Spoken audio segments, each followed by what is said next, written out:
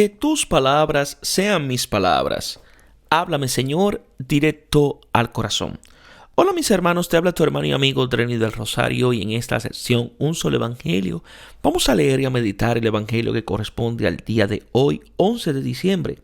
Y está tomado del evangelista San Lucas capítulo 5, versículo del 17 al 26. Y toda palabra de Dios la leemos en el nombre del Padre, del Hijo y del Espíritu Santo.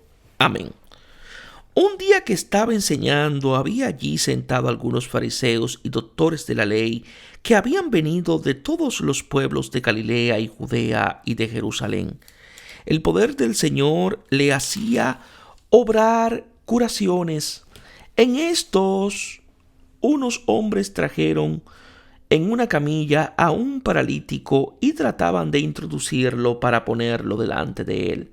Pero no encontrando por dónde meterlo, a causa de la multitud, subieron al terrado, lo bajaron con la camilla a través de las tejas y lo pusieron en un medio delante de Jesús. Viendo Jesús la fe que tenían, dijo: «Hombre, tus pecados te quedan perdonados». Los escribas y fariseos empezaron a pensar: ¿quién es este que dice tales blasfemias? ¿Quién puede perdonar pecados sino solo Dios?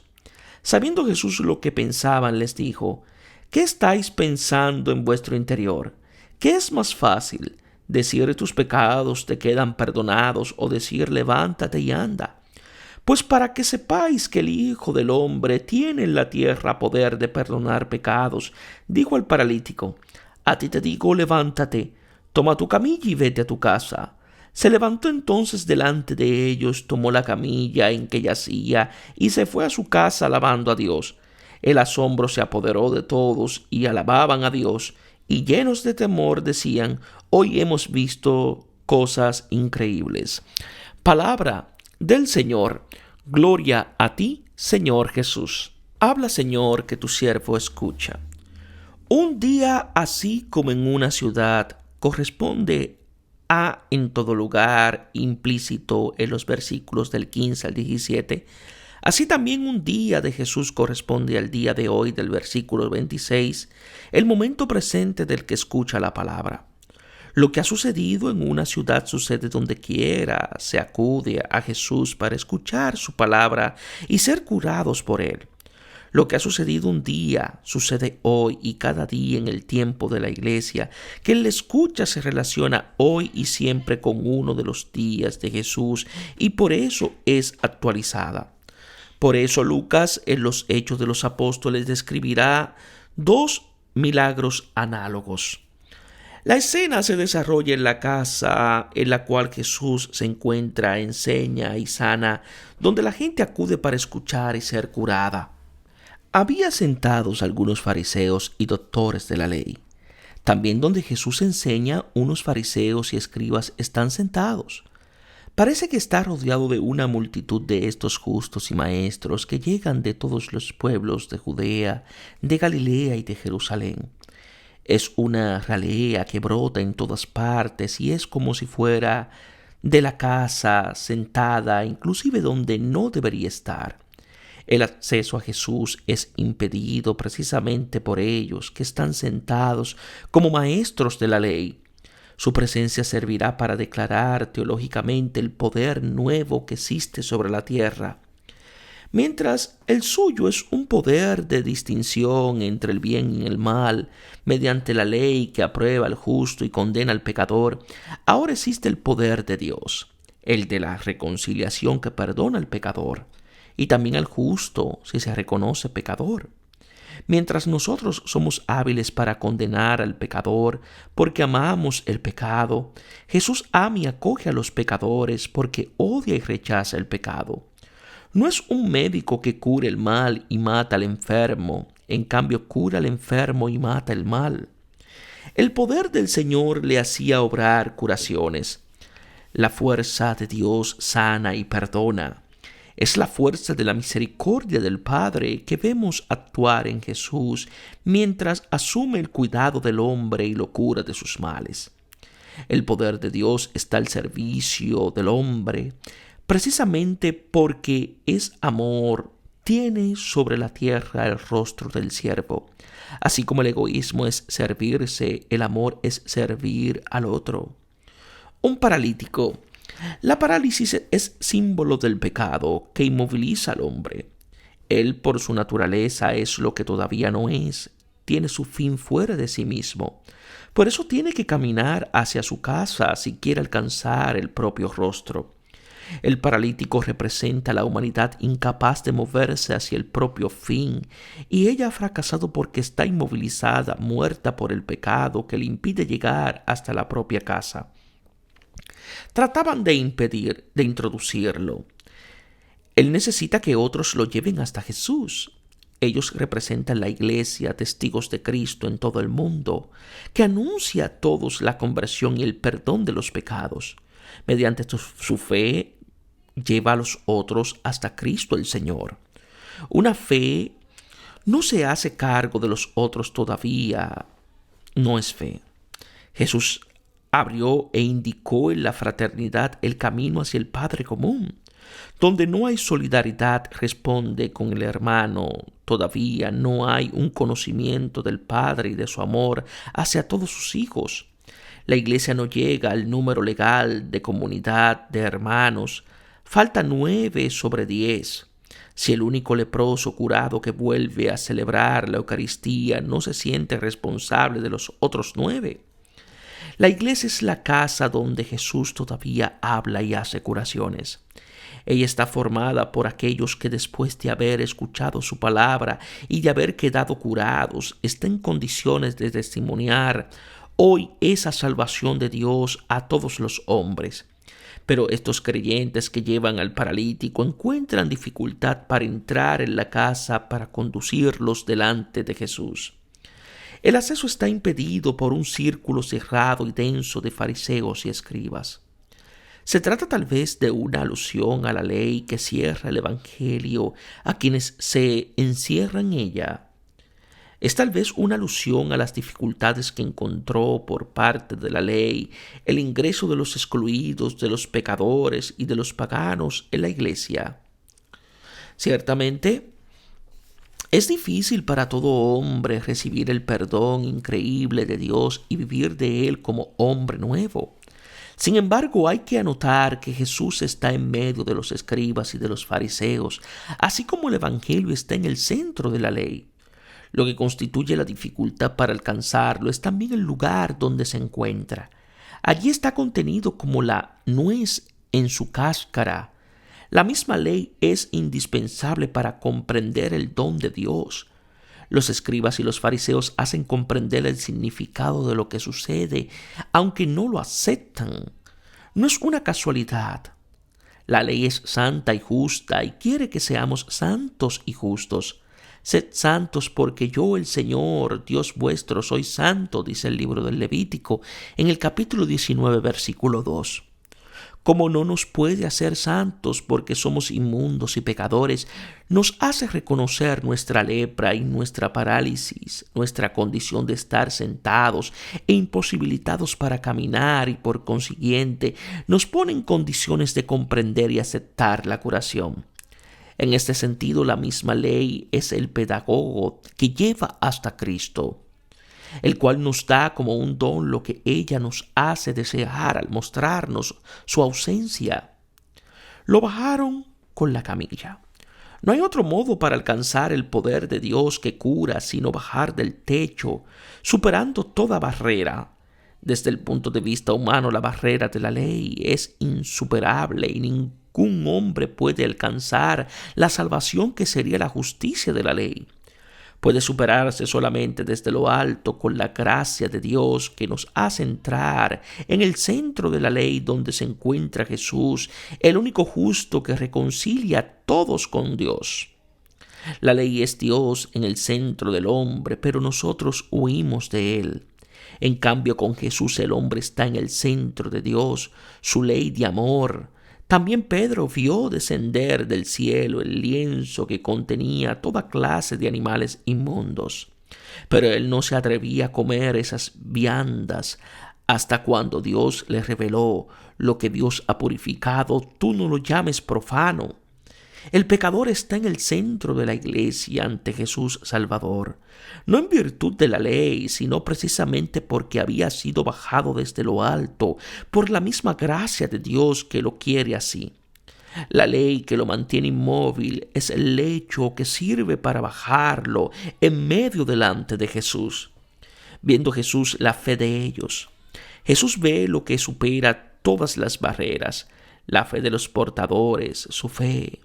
Como creyentes reconciliados pueden y deben llevar al hombre hasta Jesús y se hace cargo de las dificultades que existen para encontrarlo en la casa donde Él se halla y cuyo acceso siempre está obstruido por la ley de los buenos.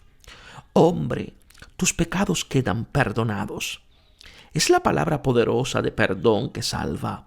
El pecado es el fracaso del hombre.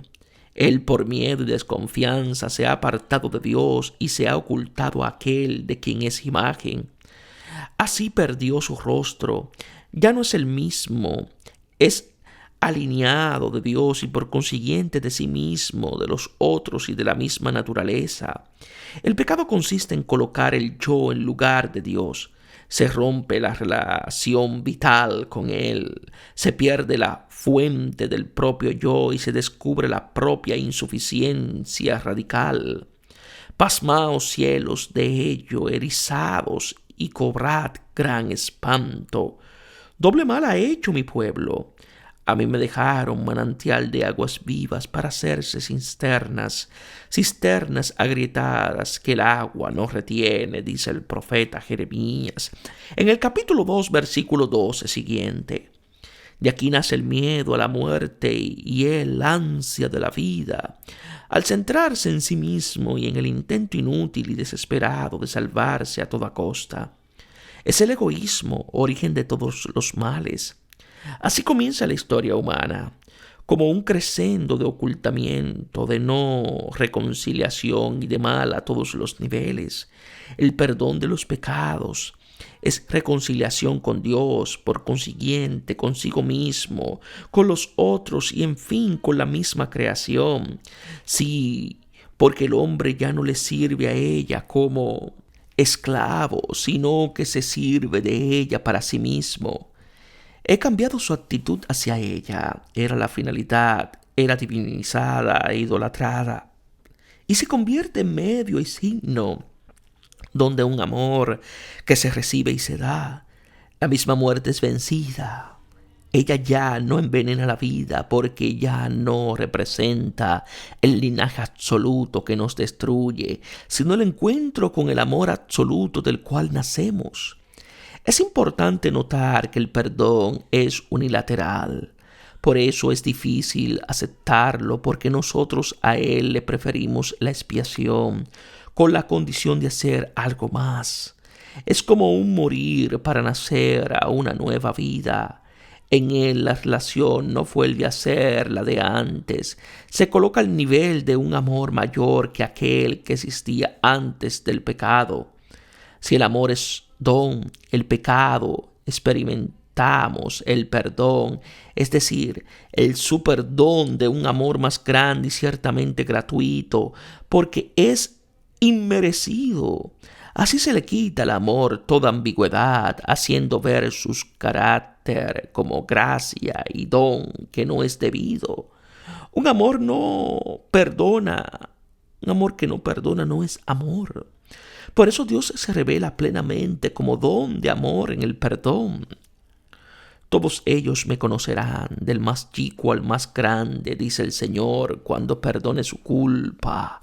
En Jeremías capítulo 31, versículo 34. El que es perdonado viene a ser criatura nueva. Su relación vital con Dios no solo se reanuda, sino que es más grande que antes porque descubre que es más amado.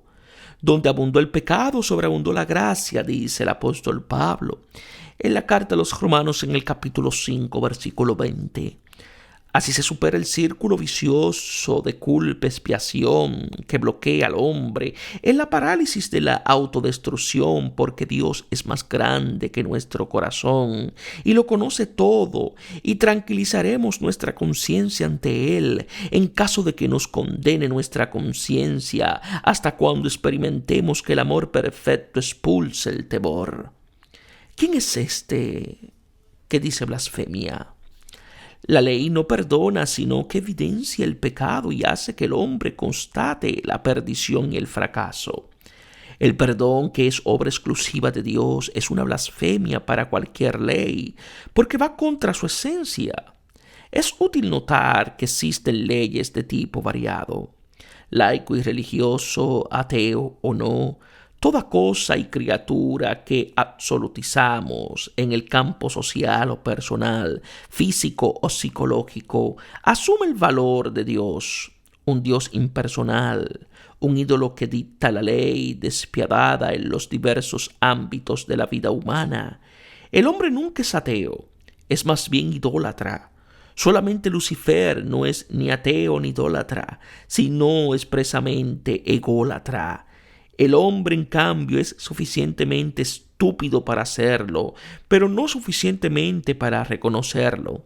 El fariseo, religioso laico encerrado en su justicia real, o presunta sabiendo, ignora, confesando, niega, testimoniando, desmiente. Es el único que está en condiciones de comprender, confirmar y testimoniar la novedad absoluta del perdón, que no es deducible de sus premisas. Precisamente por eso prefiere ignorar, negar y desmentir lo que cuestiona. No acepta el don de Dios y queda aprisionado en la trampa de sus discusiones interiores, estériles, que Jesús conoce y revela. Él, como signo de la misericordia de Dios, contradice todo mal y éste le contradice. El hombre sale de esa contradicción interior que Jesús pone en evidencia. Solo se acepta su don, el amor y el perdón de Dios, ofrecidos por gracia por aquel que es amor. Esta revelación es la curación del mismo pecado original y coloca al hombre en una grada más alta que el Edén. Su jardín viene a ser el corazón de Dios, donde se da cuenta de que allí habita para siempre. Cae la sospecha y el miedo de él, origen de todo pecado, y nace el hombre nuevo, el nuevo Adán, que no solo refleja finalmente su rostro, sino que se identifica con él en una unión de amor. ¿Qué es más fácil decir, tus pecados quedan perdonados, o decir, levántate y anda? Estas palabras aluden al bautismo, en el cual el hombre resucita y camina en una vida nueva, porque ha acogido el don de Dios. El dilema que Jesús presenta es de fácil solución, sobre todo para los fariseos. Es más difícil perdonar el pecado. Aún más es imposible y blasfemo que el hombre lo presuma. Para un lector pagano, en cambio, es absurdo e imposible que un paralítico camine. De todos modos, Jesús hace las dos cosas imposibles: sana el cuerpo y perdona el pecado. El hecho visible, que en sí es más fácil, es signo del invisible. Jesús realiza lo que es absurdo para el pagano y blasfemo para el fariseo, y para todos es imposible. El Hijo del Hombre tiene en la tierra el poder de perdonar pecados. El milagro difícil de la curación se realiza para mostrar el milagro mucho más grande de la reconciliación imposible. Así como dice levántate al que es paralítico y éste se levanta, así también su palabra de perdón resucita el corazón muerto y despierta a un hombre nuevo. Aquí Jesús declara abiertamente, y lo hace solo esta vez, el sentido de todos sus milagros. Son signos externos de la reconciliación que Él ha traído. Son los frutos maravillosos de un árbol aún más maravilloso que ahora Jesús ha plantado sobre la tierra. Son al mismo tiempo los frutos del árbol de la vida y del conocimiento que antes eran imposibles gustar juntamente. Con él se halla presente sobre la tierra la misma fuerza de Dios que sana, el poder que perdona los pecados. El hombre ha llegado a ser semejante a Dios realmente, porque Dios se ha hecho hijo del hombre, raíz de todo bien. Levántate, toma tu camilla y vete a tu casa. Es la orden de Jesús al paralítico que está inmóvil y mudo. El lecho que te mantenía y te llevaba en tu mal, símbolo del mismo mal, aunque es un bien, ahora tú mismo ya curado lo llevas. Tú que antes yacías paralítico en él, ahora lo llevas sobre tus hombros como un yugo liviano. Así puedes caminar hacia tu casa, aquella hacia la cual nunca habías caminado, pero las que es la tuya, porque es la casa del Padre con el cual estás reconciliados en el perdón. Comienza así el retorno del hombre a sí mismo, al propio rostro del cual había huido. Y al instante levantándose, al oír la palabra, levántate, el paralítico al instante se levanta. Son las mismas dos palabras que se usan para la resurrección de Jesús. Aquel que ha sido colocado delante de los ojos de Jesús como paralítico, ahora está en condiciones de caminar ante los ojos de todos y de ir hacia su casa glorificando a Dios y llevando esa camilla que le recordará siempre el mal del cual había sido salvado. Es la experiencia del bautizado que ha encontrado la mirada y la palabra de Jesús. Ha sido perdonado, ha resucitado a una vida nueva y puede caminar hacia Dios delante de todos, cantando su agradecimiento y llevando libremente lo que antes lo llevaba a él como prisionero.